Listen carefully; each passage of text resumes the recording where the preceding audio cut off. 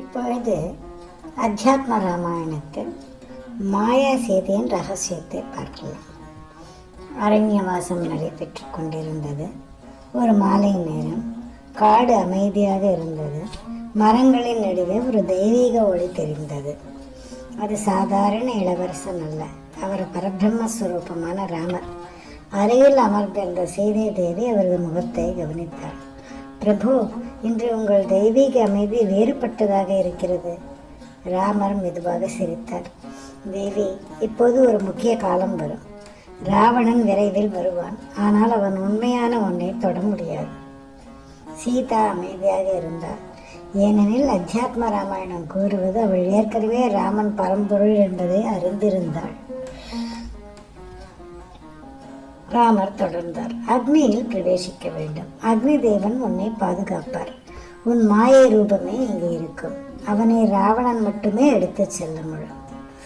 சீதைக்கு பயமே இல்லை. இது லீலை என்பதை அவள் உணர்ந்தாள்.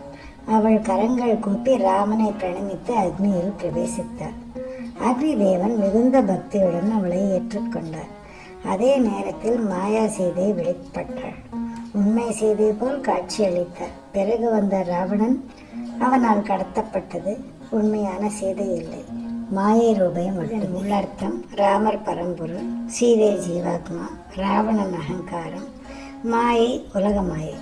உண்மையான ஆத்மாவை அகங்காரம் என்று தொட முடியாது. அது எப்போதும் பரம்பொருளால் காக்கப்படுகிறது, பாதுகாக்கப்படுகிறது. இப்போது லங்கையின் போரின் முடிவு. ராவணன் வீழ்ந்தான். தேவர்கள் துதித்தனர். வானில் மங்கள ஓசை. ஆனால் ராமர் அமைதியாக நின்றார்.